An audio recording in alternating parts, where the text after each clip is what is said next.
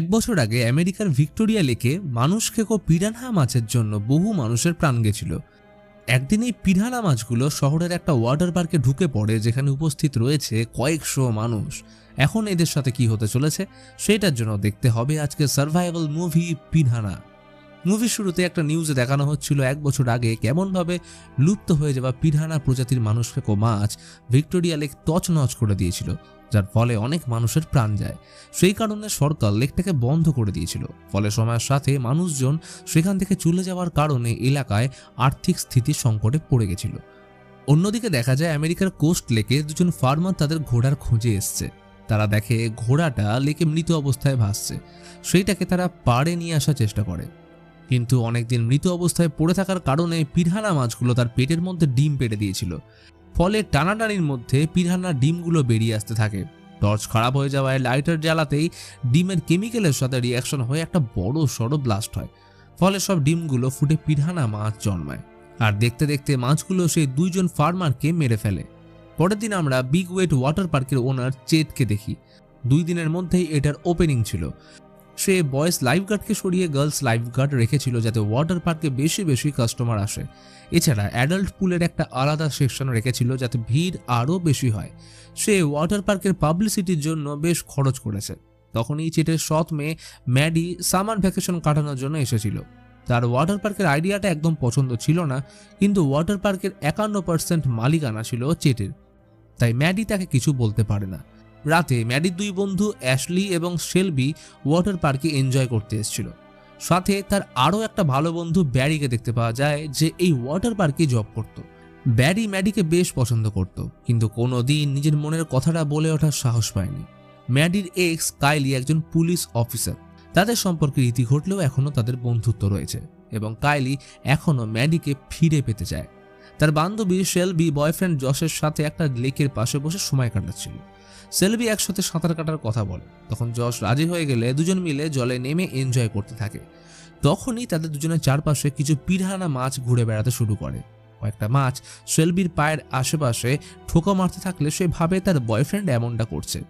তার আপত্তিজনক স্পর্শ পছন্দ না হওয়ায় সে ঠান্ডা লাগার অজুহাত দেখিয়ে তাই জল থেকে উঠে পড়ে।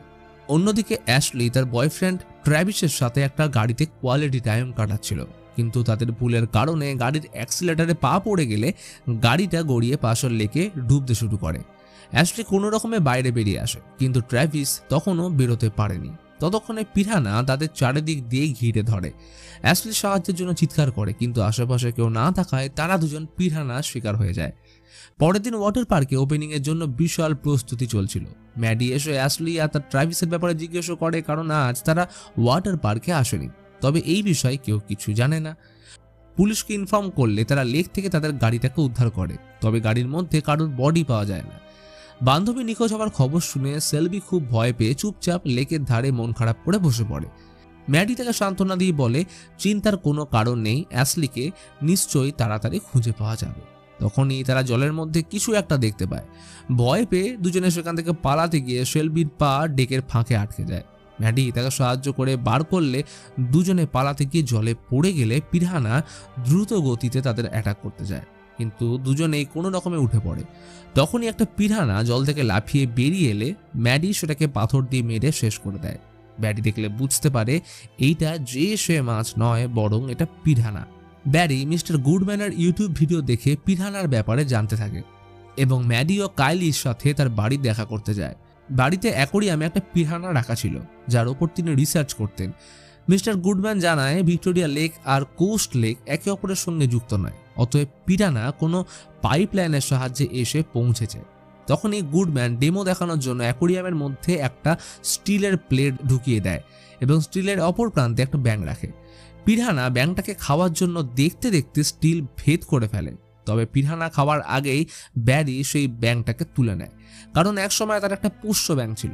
তবে এইসব দেখে তারা আন্দাজ করতে পারে পিরানহা কতটা ভয়ঙ্কর এবং কিভাবে শিকারকে যে কোনো মূল্যে আক্রমণ করতে যায়। গুডম্যান জানায় পিরানহা জলের তলার গরম মাটি থেকে যে সালফার ডাইঅক্সাইড নির্গত হয় ওটার জন্য তারা বছরের পর বছর বেঁচে থাকে এবং ডিম পাড়ে।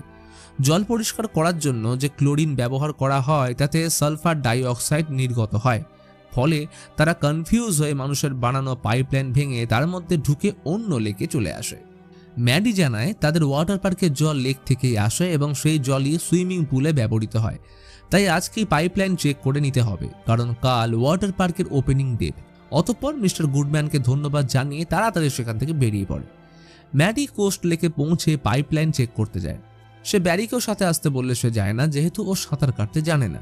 তাই ম্যাডি একাই লেকে চলে যায় এবং পাইপলাইন মজবুত জাল দিয়ে গার্ড দেওয়া হয় দেখে সে রিল্যাক্স হয়। কিন্তু তখনই হঠাৎ পিরানা হামলা করে দেয় এবং ম্যাডি তাড়াতাড়ি সাঁতার কেটে পাড়ের দিকে যায়। কাইলি ততক্ষণে সেখানে পৌঁছে ম্যাডিকে টেনে পাড়ে নিয়ে চলে আসে। আসলে চেট ওয়াটার পার্কের জলের জন্য বেআইনিভাবে একটা অন্য কানেকশন বানিয়েছিল। এটা কাইলি জেনেও চুপ ছিল, কারণ সে একজন করাপ্ট পুলিশ অফিসার। মুখ বন্ধ রাখার জন্য সে চেটের থেকে মোটা অঙ্কের টাকার ঘুষ নিয়েছে। পরের দিন ওয়াটার পার্কের ওপেনিং সেলিব্রেশনের জন্য চেট ফেমাস সেলিব্রিটি ডেভিড হাউসহোল্ডকে ডাকে, যাতে সে বেশি মানুষকে ওয়াটার পার্কে আসার জন্য উদ্বুদ্ধ করতে পারে, এবং সে এই কাজে সফলও হয়েছিল। সেখানে ডেপুটি ফানেলও ছিল, যিনি 1 বছর আগে ভিক্টোরিয়া লেকের ঘটনায় অনেকের প্রাণ বাঁচিয়েছিল, কিন্তু এর বদলে তিনি নিজে 2টো পা হারিয়েছেন এবং সেই দিন থেকে উনি জলকে ভীষণ ভয় পায়। তাই জন্য নিজের ভয়কে জয় করার জন্য সে এখানে এসেছিল, কিন্তু অনেক চেষ্টার পরেও ভয়ে জলে নামতে পারে না। পুলের পিছনে ম্যাডি গিয়ে দেখে সেখানে একটা বিশাল বড় মেশিন আন্ডারগ্রাউন্ড লেকের জল পুল অব্দি ট্রান্সফার করছিল।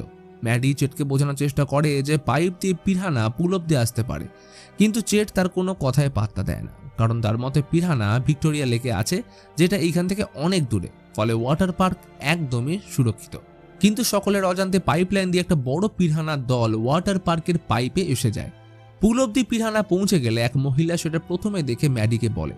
ম্যাডি লাইফগার্ডের কাছে গিয়ে পুল তাড়াতাড়ি খালি করতে বলে, কিন্তু তার কথায় লাইফগার্ড তেমন গুরুত্বই দেয় না। চেটের কাছে কি বিষয়টা জানালে পুল খালি করতে বললে সেও রাজি না হলে সে নিজেই সবাইকে পুল থেকে তাড়াতাড়ি বেরোতে বলে, কিন্তু কাইল তখনই তাকে সেখান থেকে নিয়ে চলে যায়। ইতিমধ্যে পিরানার দল একে একে পুলের মধ্যে চলে এসে সবার উপর হামলা করছিল। এতে সবাই ভীষণ ভয় পেয়ে যায় এবং পুল থেকে বেরোনোর চেষ্টা করে। তখনই ডেপুটি ফানেল নকল পা লাগিয়ে সাহায্য করার জন্য জলে নেমে যায়। তার নকল পা টাইটানিয়ামের ছিল, ফলে পিরানা তাকে কিছু করতে পারে না, ফলে সে অনেক বাচ্চার প্রাণ বাঁচায় এবং পায়ে লাগানো শটগান দিয়ে পিরানাদের শিকার করতে থাকে। তবে চেট চোখের সামনে মানুষের মৃত্যু নয়, বরং নিজের সমস্ত টাকা ডুবতে দেখছিল। তখনই সেখানে ম্যাডি এসে তাকে জোরে একটা ঘুষি মারে, কারণ তার জন্যই আজ এই সব হচ্ছে। সে ব্যারির কাছে কন্ট্রোল রুমে গিয়ে সব লিভার ওপেন করতে বলে, এতে পুলের সব জল বেরিয়ে যাবে। ব্যারি এমন সিচুয়েশন দেখে ফাইনালি নিজের মনের কথা ম্যাডিকে জানিয়ে দেয়। চেটও সুযোগ বুঝে টাকা পয়সা নিয়ে সেখান থেকে গাড়ি করে পালাতে থাকে, কিন্তু তখনই তার গলা একটা ব্যানার ওয়্যারে লেগে কেটে মারা যায়। এদিকে ব্যারি কন্ট্রোল রুমে পৌঁছে লিভারগুলো একে একে উপরের দিকে ঠেলে দিচ্ছিল, সঙ্গে তার বন্ধু ডেভিডও ছিল। ম্যাডি নিজে পুলে ঝাঁপিয়ে পড়ে মানুষদের বাঁচাতে থাকে। সব লিভারের কাজ মিটে গেলে পিরানাকে এক এক করে ম্যানহোলে টেনে নিচ্ছিল। জল ড্রেন হওয়ার কারণে ম্যাডি কাইলকে পুল থেকে বের করার জন্য সাহায্য চায়, কিন্তু কাইল বেশ ভয় পেয়ে গেছিল, তাই সে ম্যাডিকে সেখানে ফেলে রেখেই পালিয়ে যায়। ফলে সে পুলে ম্যানহোলের ওই প্রেসারের দিকে ঢুকে যাচ্ছিল। তখনই অনেক বড় একটা পিরানা তাকে মারার জন্য এগিয়ে আসতে থাকে, কিন্তু ব্যারি প্রথমে সেটা দেখতে পেয়ে একটা শাবল দিয়ে সেটাকে মেরে ম্যাডিকে বাঁচানোর জন্য পুলে ঝাঁপিয়ে উদ্ধার করে।